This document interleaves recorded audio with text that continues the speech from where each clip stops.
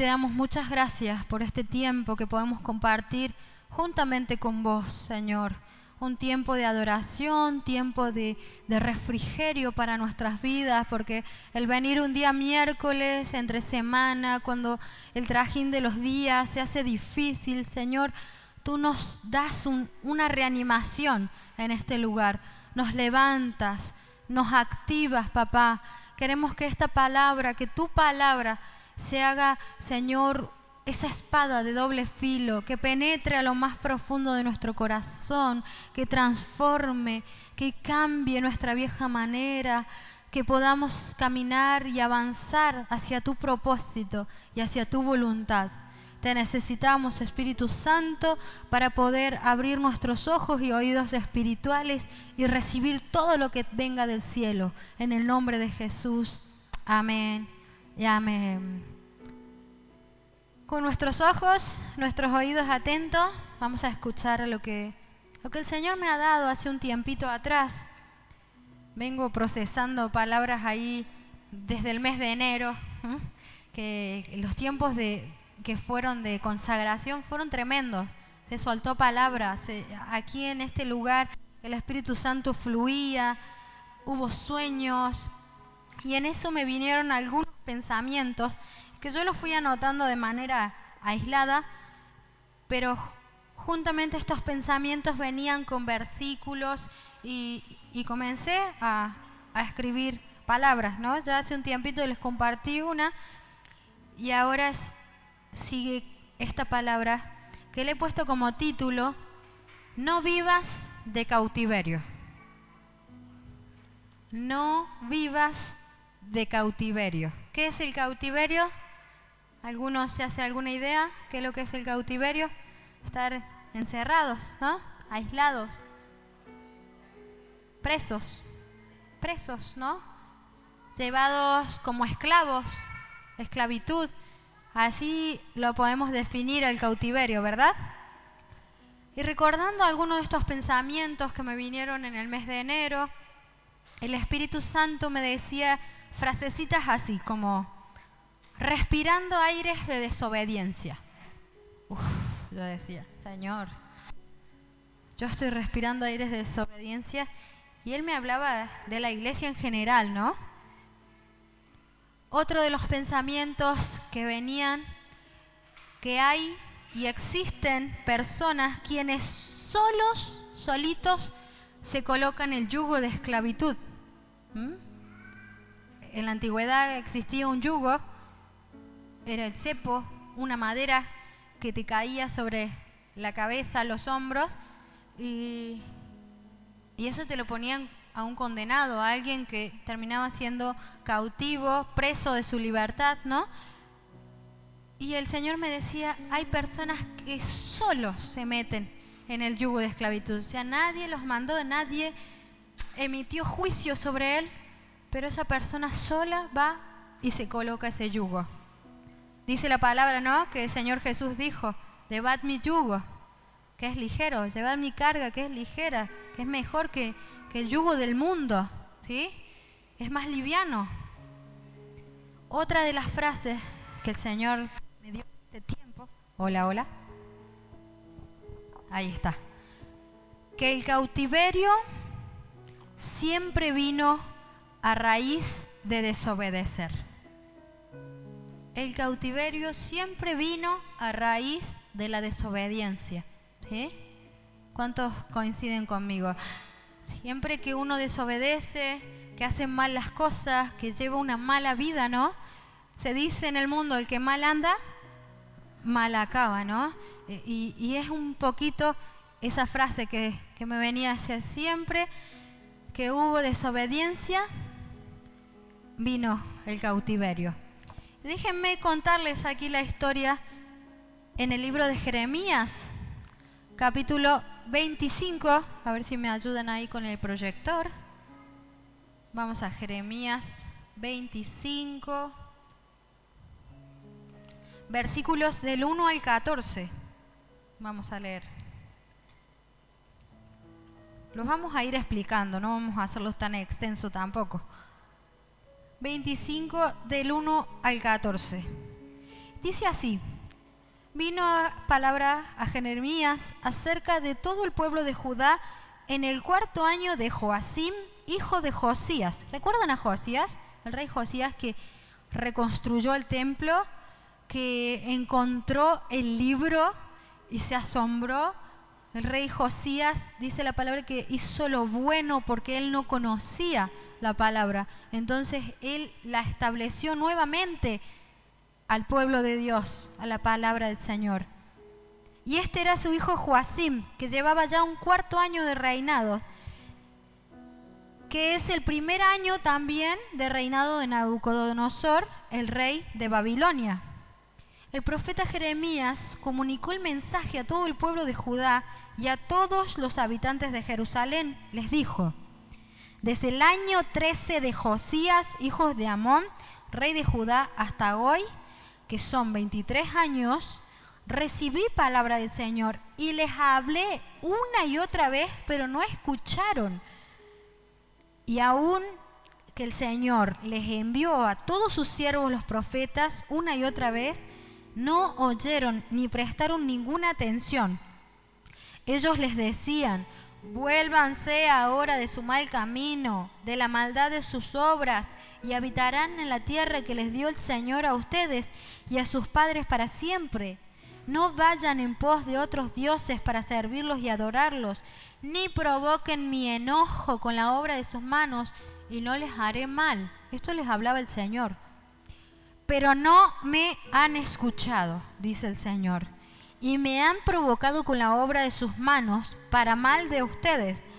Por tanto, así dice el Señor Todopoderoso: por cuanto no han escuchado mis palabras, voy a reunir a todas las tribus del norte, dice el Señor, y a Nabucodonosor, rey de Babilonia, mi siervo.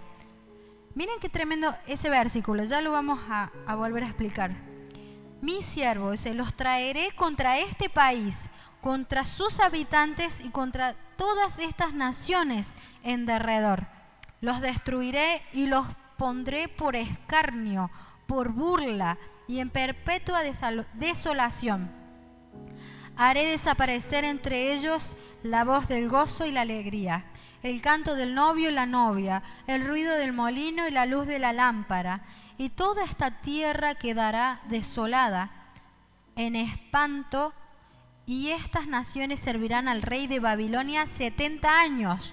Esta es la profecía que dio Jeremías. Y cuando se cumplen los 70 años, castigaré al rey de Babilonia y a esa nación por su maldad, dice el Señor, y a la tierra de los caldeos, y la convertiré en desierto para siempre. Traeré sobre esa tierra todas las palabras que hablé contra ella, con todo lo que está escrito en este libro, profetizado por Jeremías, contra todas las naciones. Ellos también serán esclavos de muchas naciones y de grandes reyes, y les pagaré conforme a sus hechos, según la obra de sus manos. Amén. Aquí nos hablan del pueblo que ya había sido cautivo en Babilonia, ¿no? 70 años iba al cautiverio el pueblo de Israel. 70 años, donde Israel, Jerusalén, Judea quedan desolados, sin habitantes.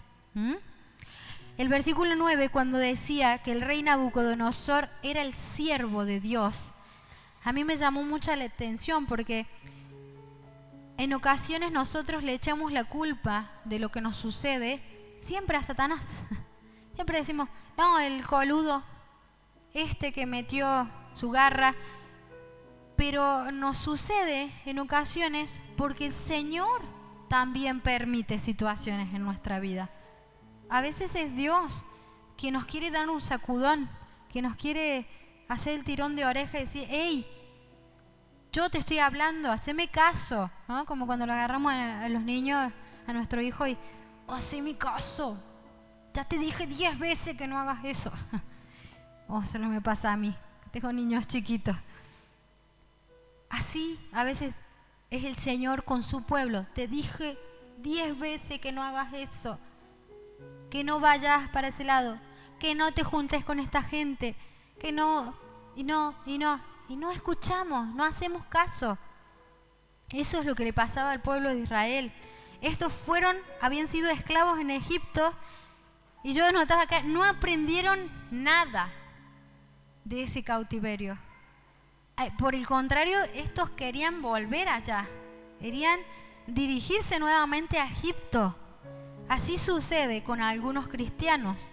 Piensan que lo que el mundo ofrece, o sea, Egipto, tipología de este mundo, es mejor que lo que nos ofrece Dios. Pero en realidad no. No, hermano, eso es una mentira grandísima. Es un error grave que estamos cometiendo cuando pensamos que Satanás puede dar cosas mejores que Dios. El Señor no nos deja mezclar a sus hijos con el mundo. Él quiere una disposición del corazón. Él merece una honra de parte nuestra. Amén.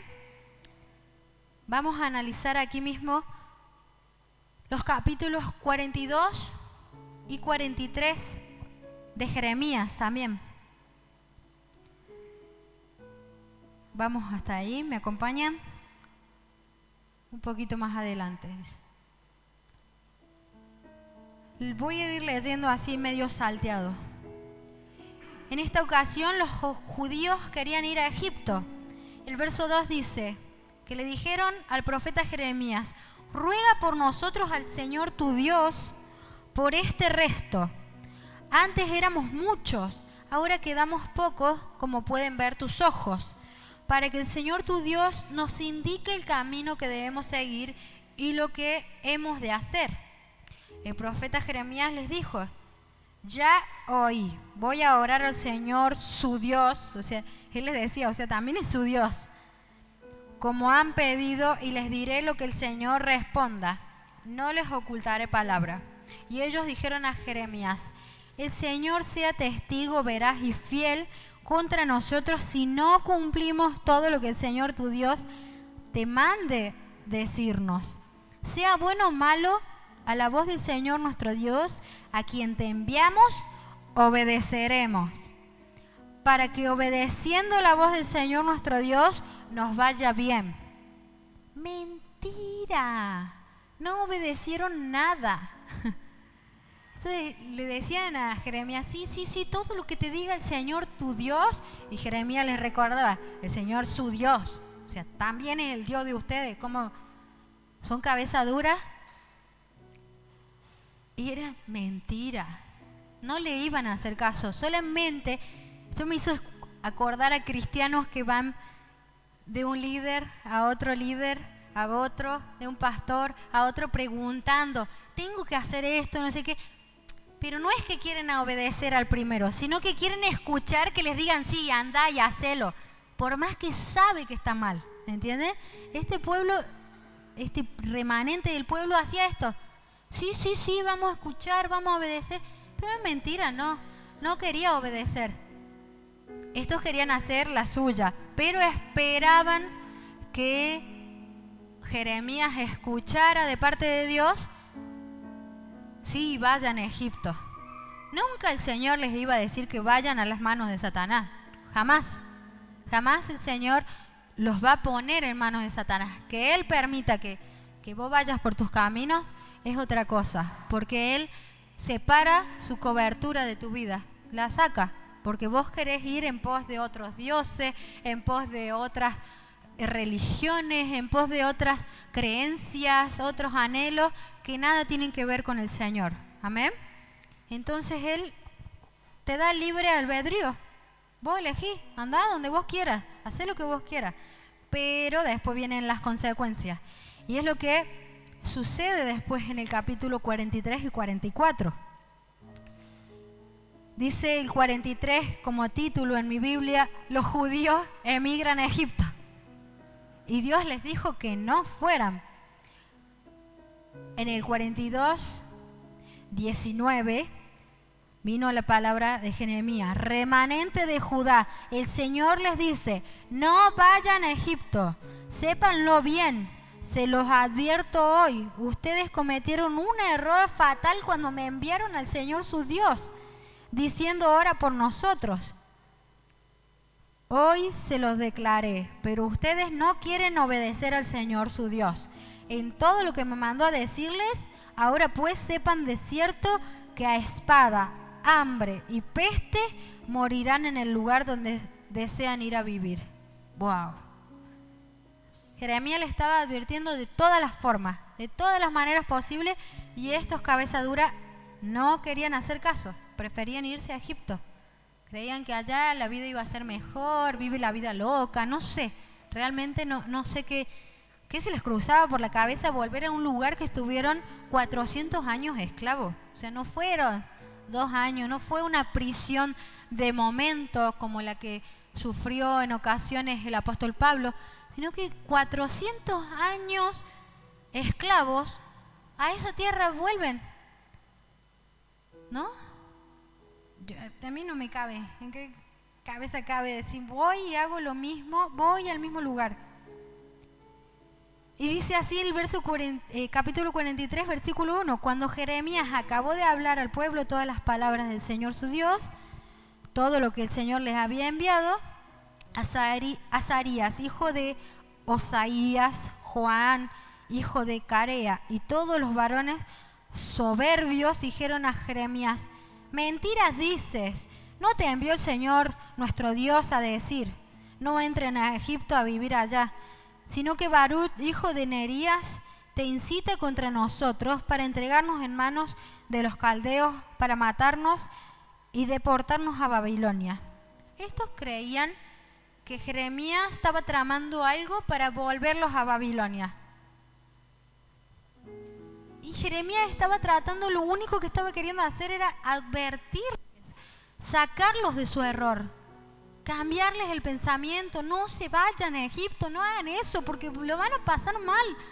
Los va a agarrar Faraón, los va a agarrar quien esté al liderazgo, los va a poner de nuevo en hambre, en peste, como le dijo acá, contra espada, y que iban a morir ahí, pero no querían hacer caso. No había manera de que Jeremías pudiera contradecir sus dichos. Entonces los dejó.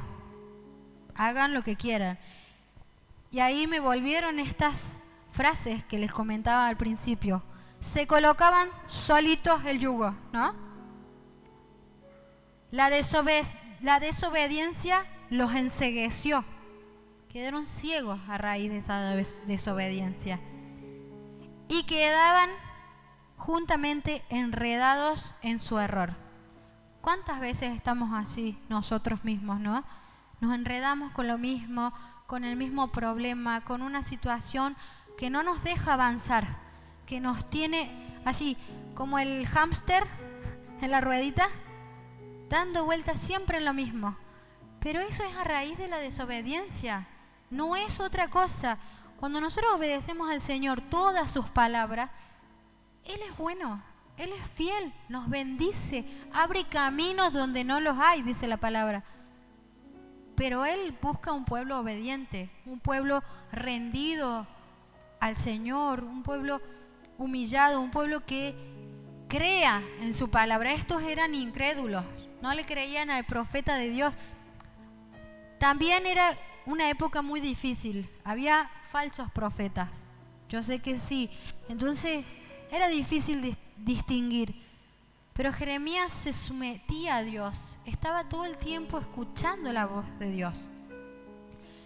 Miren, vamos un poquito más adelante avanzando al capítulo 44, tenemos los versículos del 1 al 17, yo les invito a que después en sus casas lean todos estos capítulos, el 42, el 43 y el 44 completos, y van a corroborar lo que yo les estoy diciendo, lo cabeza dura que fue el pueblo en ese tiempo. Y eso que eran poquitos, ¿no? Eran poquitos y es como decir, no pechaban tanto, no tenían por qué hacer tanto alarde, pero igual desobedecían, igual hacían las cosas a su manera. No era un pueblo grande lo que había quedado. Dice así, y miren el título en mi Biblia también, Desastre de los judíos en Egipto. Tremendo. Dice, palabra que vino a Jeremías acerca de los judíos que vivían en Egipto, en Migdol, Tafnes, Nof y Patros, Así dice el Señor Todopoderoso, Dios de Israel. Ustedes han visto todo el mal que traje sobre Jerusalén y sobre todas las ciudades de Judá. En el día de hoy están asoladas. No hay quien habite en ellas. A causa de la maldad que ellos cometieron, me enojaron, ofrecieron incienso y adoraron a otros dioses que ni ellos, ni ustedes, ni sus padres habían conocido. Y les envié a mis siervos los profetas, una y otra vez diciendo, no hagan esta abominación que yo aborrezco. Pero no oyeron, ni inclinaron su oído para convertirse de su maldad, para no ofrecer sahumerio a otros dioses. Por eso se derramó mi enojo, y mi furor se encendió en las ciudades de Judá, y en las calles de Jerusalén que quedaron desoladas, en ruinas como están hoy.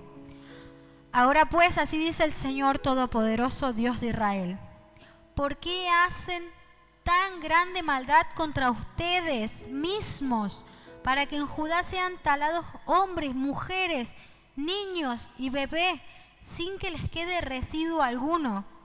¿Por qué me hacen enojar con sus obras, ofreciendo incienso a otros dioses en Egipto, a donde han entrado a vivir para que sean acabados y sean por maldición y oprobio ante todas las naciones de la tierra? ¿Se han olvidado de las maldades de sus padres, de los reyes de Judá, de sus esposas, de las maldades de ustedes y de sus esposas que hicieron en Judá y en las calles de Jerusalén? Hasta hoy no se han humillado, ni han mostrado reverencia, ni han caminado en mi ley y en mis normas que puse ante ellos y ante ustedes. Por tanto, así dice el Señor Todopoderoso, Dios de Israel. Yo vuelvo mi rostro contra ustedes para mal, para destruir a todo Judá. Tomaré el resto de Judá que se obstinó en irse a la tierra de Egipto para habitar allí, y serán todos consumidos por la espada y el hambre.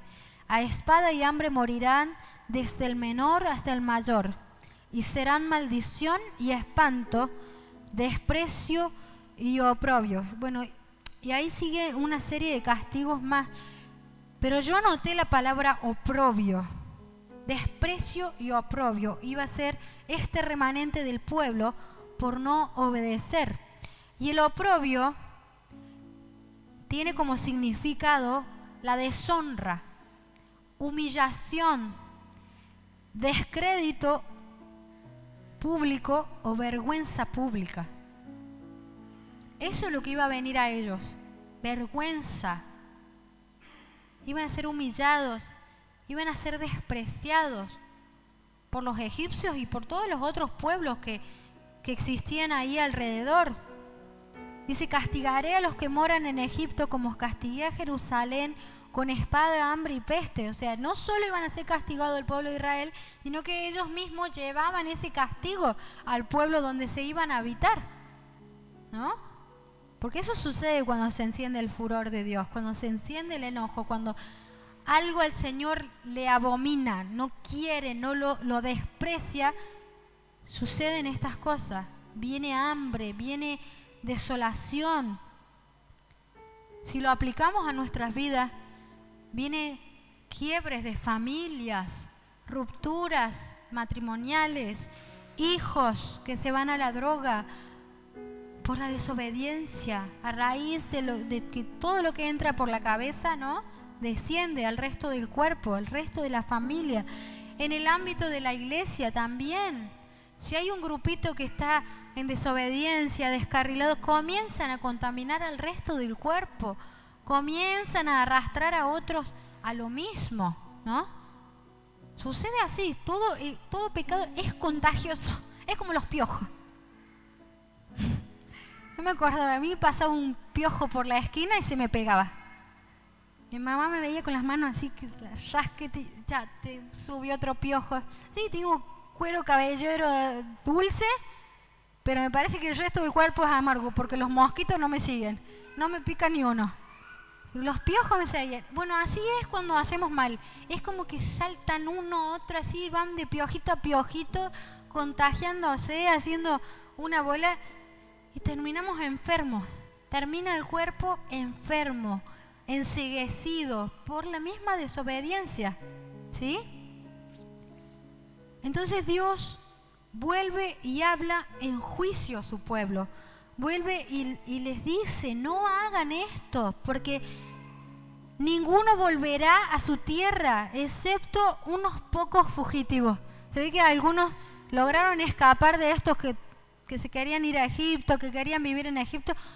Unos pocos salvaron su vida y que el Señor no se encendiera en ira contra ellos. Miren la respuesta de algunos. Del 15 al 17 vamos a seguir leyendo de algunos de este pueblo. Dice: entonces los que sabían que sus esposas habían ofrecido incienso a otros dioses y las mujeres que estaban presentes, una gran concurrencia, y todo el pueblo que habitaba en Egipto, en Patros, respondieron a Jeremías: no te escucharemos la palabra que nos hablaste en nombre del Señor. Antes ciertamente haremos conforme a la palabra que ha salido de nuestra boca para ofrecer incienso a la Reina del Cielo y derramarle libaciones como hemos hecho nosotros, nuestros padres, nuestros reyes, nuestros príncipes en las ciudades de Judá y en las plazas de Jerusalén. Y tuvimos abundancia de pan, estuvimos alegres y no vimos mal a alguno. Estas eran unas soberbias, unas desgraciadas estas mujeres, digo yo. Atreverse a decirle así al profeta: no, nosotros no te vamos a escuchar porque vos no venís de parte de Dios. Vamos a hacer lo que a nosotros se nos ocurra. No vamos a mandar a hacernos la nuestra. Yo me lo imagino al Señor mirándolas, diciéndoles que se le viene a ustedes. El pueblo recibió juicio. Ya moraba en Egipto y en distintas tierras extrañas. Jerusalén y Judea quedaron desoladas, sin habitantes. Miren las consecuencias que ya habían logrado. Se habían desviado libremente al pecado mediante dioses ajenos. Hacían todo lo malo delante de Dios, y en cuanto reciben la reprensión de Jeremías, que yo lo anoté a él como un atalaya de Dios, como alguien que advierte, no lo quisieron escuchar. Y decían estas mujeres atrevidas no haber hecho nada malo. Para ellas no habían hecho nada malo. Me imagino esos maridos eran esos tomados de la oreja, de la nariz, así, que los llevaban de patitas y terminaban haciéndoles caso a estas mujeres. Hay palabras del apóstol Pablo, que parece dura. Cuando uno la lee parece dura cuando dice: la mujer calle en la congregación, que no hable. Uno dice: ¿en serio? ¿En serio nos trata así el Señor? No. ¿A qué se refiere el apóstol Pablo en esto? En que la mujer es muy contenciosa, siempre busca el problema y arma problemas. Entonces el Señor, a través del apóstol Pablo, pide: mejor que se callen, mejor que las decisiones las tomen los hombres, que son los más sensatos. Miren lo que hicieron estas mujeres, llevaron a desviarse al pueblo, cometieron idolatría, y vaya a saber cuántas cosas más, porque el pecado se introduce por una cosa y luego arrastra más pecados: mentira, fornicación, adulterio. Seguro que había de todo. Para que el Señor se encienda en ira, como dice acá, había de todo en ese pueblo, en ese remanente. Entonces el Señor nos advierte. Viene un Jeremías y dice: no hagan esto, por favor, deténganse de lo malo.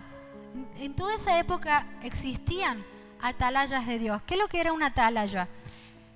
El atalaya era el que estaba arriba de la torre, bien alto, en los lugares fortificados, o si eran los campamentos, armaban una torre grande y el atalaya estaba bien arriba ahí. Y era como un vigía. y miraba si venía el enemigo, si venían pueblos enemigos a atacarlos. Este atalaya era el encargado de hacer sonar una trompeta si se venía guerra, ¿no? O de advertir de cualquier mal. Y así eran usados los profetas también en este tiempo, como atalayas. Ellos iban y tenían que decirlo, o sea, el Señor los movía, los movilizaba a ir a advertirle a los reyes: te estás haciendo mal, te estás desviando, no vayas por acá porque Dios te va a entregar en manos del enemigo. Y eran usados así. Pero estas mujeres eran incrédulas, el pueblo era incrédulo. Es más, en lugar de tenerlo en alta estima, Jeremías, por ser una atalaya, por ser de esos que te abren la mente, ¿no? El entendimiento. ¿No tenés algún amigo que te dice: hey, estás haciendo las cosas mal, vamos? Y te da un sacudón, un Jeremías así. Bueno, no. Estos, por el contrario, a Jeremías lo querían matar.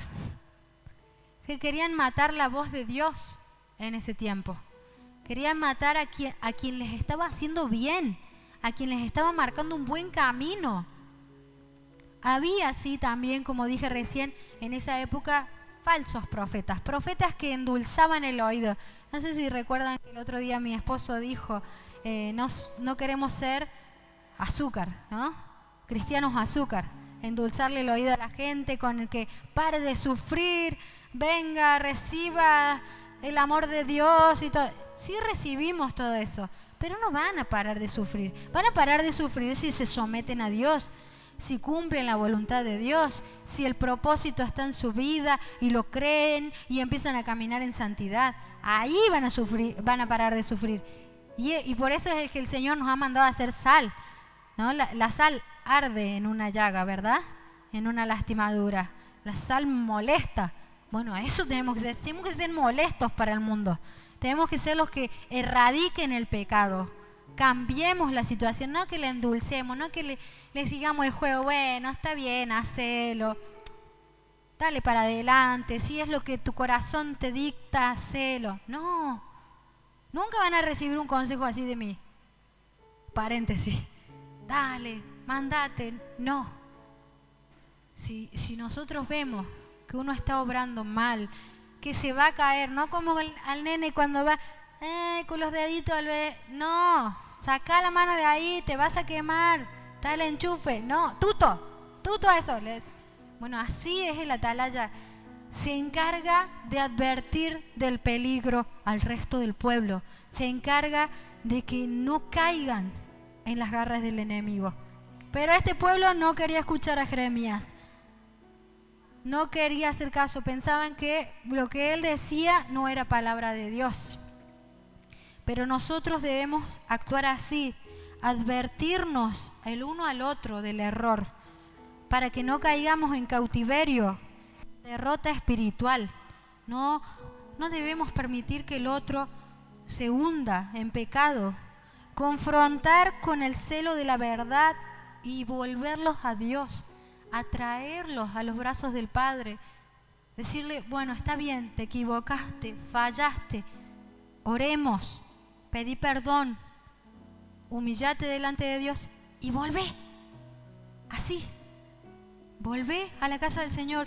Ya no sientas vergüenza, no te sientas mal, porque el Señor te ama. Amén. Vamos a hacer atalayas. Miren lo que dice la palabra en Ezequiel 33. Ezequiel 33, del 6 al 9. El deber del centinela o atalaya. Dice: pero si el centinela ve venir la espada y no toca la trompeta para prevenir al pueblo, y viene la espada e hiere a alguno, este último habrá caído por su pecado, pero yo demandaré su sangre de mano del centinela. A ti, hijo de Adán, te he puesto por centinela en la casa de Israel. Oirás la palabra de mi boca y los advertirás de mi parte. Cuando yo diga al impío: impío, de cierto morirás, y tú no los hables para que se guarden de su camino, el impío morirá por su pecado, pero demandaré su sangre de tu mano. Pero si tú avisas al impío de su camino para que de él se aparte, y él no se aparta por su pecado, morirá él, y tú habrás librado tu vida. Amén. ¿Queda claro? El centinela tiene una tarea importantísima. Si no advierte al resto que está pecando, el Señor demanda esa falta de parte del centinela. Si yo no le advierto a tal hermano que está obrando mal, que está en pecado, porque el pecado te ciega, ¿no? Te venda los ojos y vos seguís haciéndolo sin pensarlo. Pero si el que está al lado tuyo sabe que estás pecando, sabe que estás haciendo mal y no te lo dice, vos vas a morir por ese pecado. Pero este también le carga el pecado, la culpa a este centinela también por no advertir. Pero si por el contrario el centinela te advirtió, te zamarrió, te dijo no hagas las cosas, no vayas por este camino, no, y lo mismo por cabeza dura lo hizo, el centinela salva su vida. Dice, está bien, yo hice hasta donde pude. No, y el Señor no se va a enojar con el centinela porque hizo la tarea que Dios le había encomendado: advertir, hablar. A veces hay una contradicción, una controversia de que no, me fueron a buchonear delante del pastor, me mandaron al frente. No es buchonear, no es si yo hablo el pecado de mi hermano solo con mi pastor, solo con la persona que compete, que va a orar, que lo va a buscar, que va a hablar, que lo va a restaurar, restituir, estoy obrando bien. Ya si salgo a divulgar el pecado de mi hermano con todos los demás, eso sí está mal. Eso sí es pecado para mí, porque entro en un chusmerío, en una murmuración, en una desacreditación de mi hermano, lo estoy hundiendo, ¿sí? Pero que yo vaya a hablar a mi pastor y decirle, mire, pastor, he visto a mi hermano caer en tal pecado, en tal cosa, ¿usted puede ayudarlo? ¿Quiere que yo hable o le hable a usted? Eso está bien. Advertimos, amamos, tenemos misericordia del pecador, amén. Porque somos todos pecadores aquí. No hay ni uno solo, dice, justo en esta tierra. Yo anotaba acá, seamos un ejército despierto, alertas, atentos a quitar de en medio nuestro lo que contamina a la iglesia, sacar el oprobio, hermanos, saquemos la vergüenza, la deshonra de la iglesia, para no quedar cautivos de nuestros delitos y pecados. No juguemos con la misericordia de Dios. Dice la palabra que sus misericordias se renuevan cada día, ¿no? Y es una gran verdad y es una promesa eterna. Pero si nosotros no buscamos cambiar, sus misericordias se agotan. El Señor es bueno, yo noté, Dios es bueno pero no buenudo. Él no puede ser tomado por menso, no. Dios te ama, Dios todos los días te da oportunidades, nuevas misericordias, pero vos tenés que poner de tu parte. Vos tenés que hacer lo humanamente posible, intentar no involucrarte en el mismo ambiente, en el mismo ámbito que te lleva a pecar, ¿no?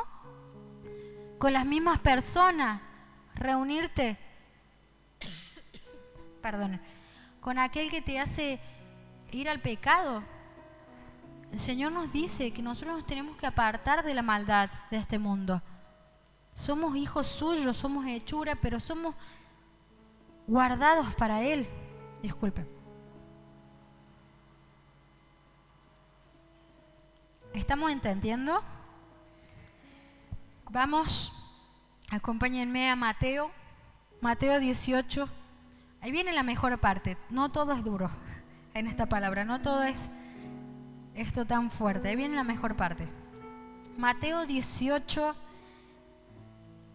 versículos 15 y 17. Dice así: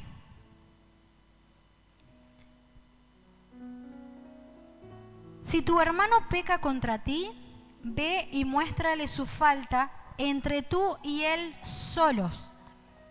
Si te oye, habrás ganado a tu hermano. 10 atalayas.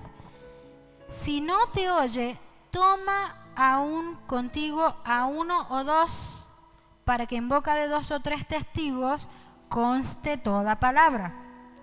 Si no los oye a ellos, dilo a la iglesia, en público. Y si no oye a la iglesia, tenlo por gentil y publicano. Ya no hay nada más para hacer. El Señor nos da esta instrucción. Ahí es Jesús dando una buena instrucción. Hay 3 pasos por seguir cuando una persona está en un pecado constante. Esto habla de un pecado constante, ¿no? De algo que afecta al cuerpo de Cristo, algo que es de continuo. Y yo lo hablaba ahí un poquito con los jóvenes y lo pasamos. Allá en Colón, con una joven, lo vivimos. Se le advirtió en secreto, solos. Le dijimos, mira, no hagas esto, estamos viendo tus actitudes, cambialas, hacé de otra manera, pedí disculpas, seguí, pero no vuelvas a hacer lo mismo que hiciste. Sí, perfecto. Pensamos que lo iba a hacer. Al cabo del tiempo, seguía con las mismas actitudes, muy raras, muy obsesivas, que afectaba a todo el grupo de jóvenes, que molestaba. Lo siguió haciendo. Tomamos 2 o 3 testigos juntos en una sala, le dijimos, basta de hacer lo que estás haciendo, te pedimos que cambies, te damos una nueva oportunidad, pero la última, ya no cometas lo mismo porque está siendo molesto para todo el grupo. Sí, voy a cambiar.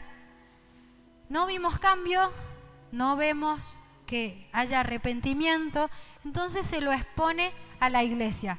No lo pusimos a divulgarlo desde el púlpito, pero sí hablamos con los pastores principales, se reunió abiertamente con un par de líderes más, se le dijo, no cambias de actitud, no vengas más, porque así afectás al cuerpo de Cristo, porque tu actitud no es de cambio, no querés cambiar, no querés llevar una vida conforme a la voluntad del Señor, entonces te pedimos que no vengas más.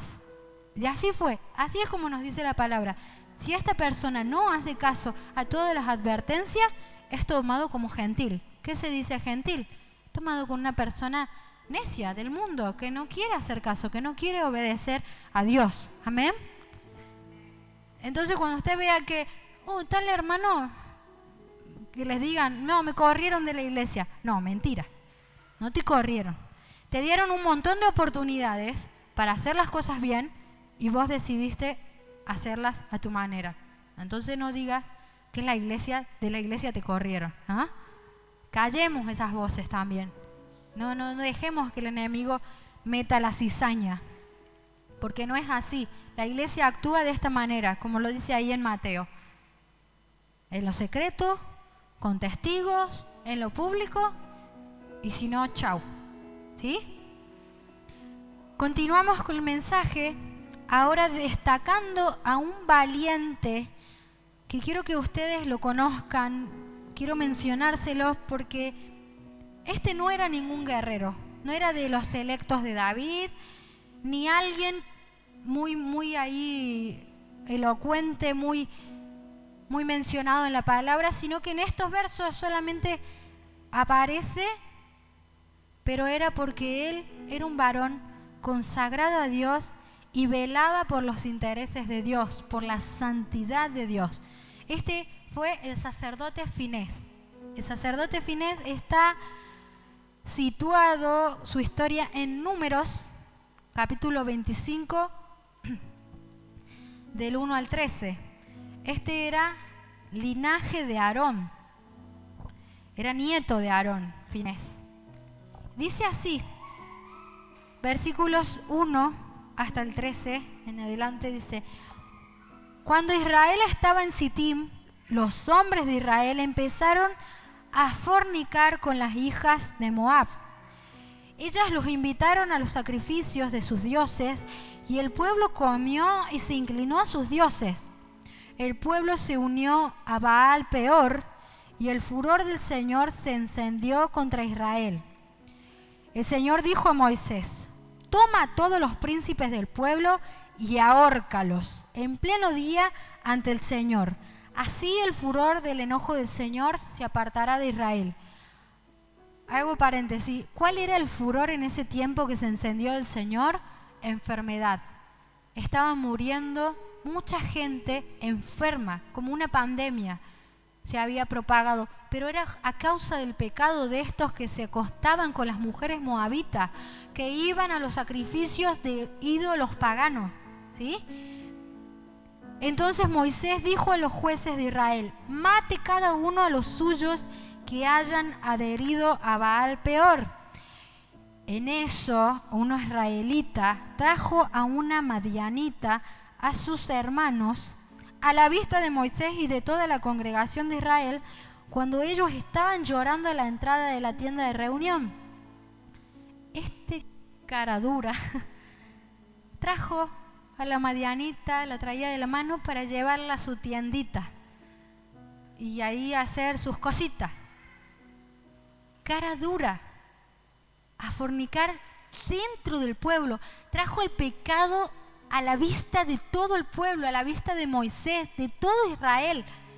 Imagínenselo al Señor en ese caso, enojado, molesto, porque delante suyo, pero lo vio Finés, versículo 7, hijo de Eleazar, hijo del sacerdote Aarón, y se levantó de entre la congregación, tomó una lanza, miren, dice así la palabra, y fue tras el israelita a la tienda y alanceó al hombre y a la mujer por sus vientres. Ahí, los clavó. Y cesó la mortandad de los israelitas. De esa mortandad murieron 24,000 israelitas. Entonces el Señor dijo a Moisés: Finés, hijo de Eleazar, hijo del sacerdote Aarón, apartó mi furor contra los israelitas, llevado por el mismo celo que yo. Por eso en mi celo no he consumido a los israelitas. Por tanto dile: yo establezco mi pacto de paz con él, y él y sus descendientes tendrán el pacto del sacerdocio perpetuo, porque tuvo celo por su Dios e hizo expiación por los israelitas. ¡Wow! Este sí que era valiente. ¿Ah? Agarró la lanza. Mira. Era un sacerdote. Yo lo veo, me lo imaginaba con sus túnicas blancas, tranquilo, y ahí enojado viendo a este otro israelita, hermano suyo, haciendo lo malo delante de Dios. Dijo: esto no puede quedar así. Dios no puede ser burlado. No puede seguir haciendo lo malo enfrente nuestro. Finés hizo así. Los encontró en la tienda, uno sobre el otro, y los atravesó por el vientre. Y cesó la mortandad. Y paró el furor de Dios. Porque cuando uno se levanta contra el pecado, no contra las personas. Yo anotaba, nuestra lucha no es contra sangre ni carne, sino contra el pecado que se quiere introducir en nuestras vidas, en nuestra iglesia, en nuestra casa, en nuestra familia, ¿sí? Todos los días el pecado quiere entrar a tu casa. Todos los días Satanás envía a sus demonios a molestarte. Todos los días maquinan y hacen obra y hacen planes. Pero nosotros tenemos que hacer mejores planes, hermano. Nosotros tenemos que tener celo por Dios, celo por los santos, por su casa, por su iglesia. Cuando te digan: sí, en esa iglesia, sí, de estos pastores, de esa gente, sí, lo que hace. No, escúchame vos. Mi iglesia es el lugar donde Dios a mí me habla, donde Dios a mí me alimenta, donde Dios se manifiesta, donde yo recibo su palabra y soy fortalecido. Te dé ese celo, ese enojo. Callá al que critica de afuera a tu iglesia. Y así también con tu casa. No, vos no hablás de mis hijos. Mis hijos son apartados para Dios. Hoy estarán en sus cosas, en sus delitos y pecados, hoy. Pero yo los veo como Dios los ve. El día de mañana serán verdaderos hombres y mujeres de Dios. Eso es lo que hizo este varón, Finés. Cubrió su descendencia, el sacerdocio perpetuo, su linaje. Porque si seguían así, tal vez ni esposa iba a conseguir este Finés, porque si seguían muriendo tantos israelitas, ¿no? Y el sacerdote se tenía que casar sí o sí con una israelita virgen. Y si se morían todas las vírgenes, ¿qué iba a hacer? No, este dijo, no, mejor no. Voy a erradicar el pecado para que mis hermanos ya dejen de sufrir el dolor, ¿sí? Tremendo lo que hizo este varón, tomando una lanza.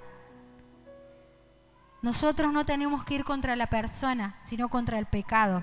Echarlo fuera, reprenderlo, para que el cautiverio no nos alcance, hermano. Para que podamos vencer las batallas espirituales, cubrirnos en oración los unos a los otros, ser atalayas de Dios, ser de los que advierten. Cuando tu responsable de casa de bendición te diga, che, me parece que no estás haciendo bien, me parece que hay algo que no anda bien, que está mal en tu casa, no te enojes, no digas, ay, ¿qué sabe esta? O ¿qué viene a juzgarme? ¿Qué viene a decir? No, tómalo de parte de Dios, tómalo para tu vida como una reprensión buena, una reprensión, para crecimiento tuyo, para que Dios pueda seguir obrando en tu vida, ¿sí? Tu responsable, tu líder, tus pastores, son los primeros que van a velar por vos, advertirte del error, librarte de tu ruina, ¿sí? No queremos que caigas en ruina, no queremos que tu vida termine mal, queremos que vivas la vida de Cristo, que camines de victoria en victoria, ¿sí? No vivamos de cautiverio, no vivamos atados al pecado. Eso es para el mundo que anda ciego. Nosotros hoy somos libres por medio de la sangre de Cristo. La sangre que nos compró, la sangre que rompió toda cadena, toda atadura del enemigo. Amén. Si has sido libre, decirle, Señor, yo erradico toda endija, toda gotita de pecado que hay en mi vida. Te ruego que saques de mí.